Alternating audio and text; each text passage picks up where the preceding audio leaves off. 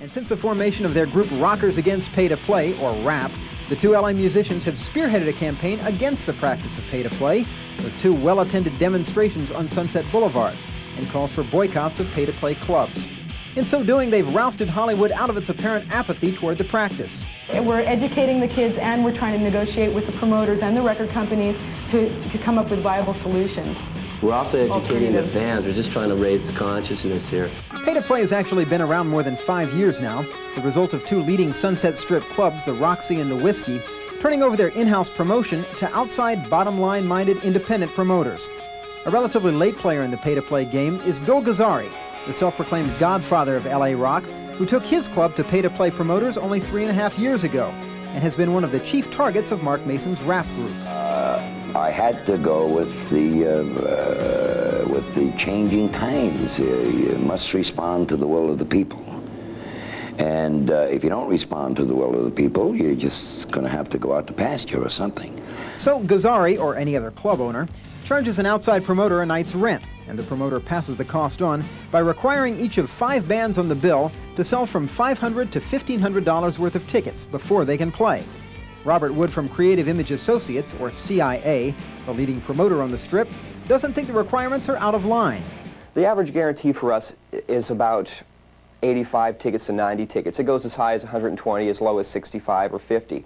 Now, given a band has 5 members, 20 tickets is not a lot of tickets to get rid of. They should go out and promote their own show. I mean, they're the ones that want to be rock stars. So what has pay-to-play, which obviously favors bands with money or a following, not necessarily talent, meant for the quality of music on the LA club scene? Well, you decide. They're not good shows. They'll put a heavy metal band with a reggae band and a country western band. I mean, they don't care. You know, as long as the checks are good. The quality of the shows have definitely gone up. The presentation, the professionalism, the music, the talent has definitely gone up since I converted over to promoters. The pay-to-play controversy has provoked a range of opinions from bands who know the LA scene, from the newcomers. I think as opposed to everybody complaining about the pay-to-play thing, what we need to do is get the bands, the club owners, and the production companies together and work around it. To the established, sort of like anybody foolish enough to do that deserves what they get, I suppose. It's bad enough that they have to pay to practice, you know, do everything they can do to finally get up on that stage, and then they have to pay these promoters to do that.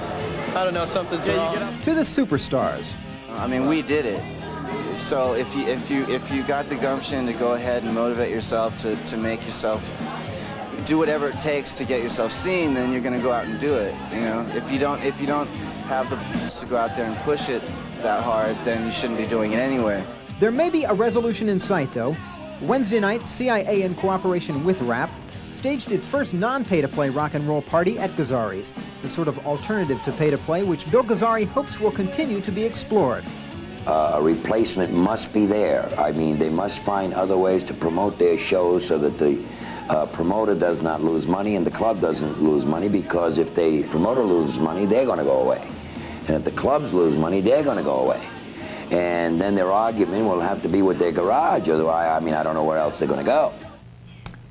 Los Angeles really has everything.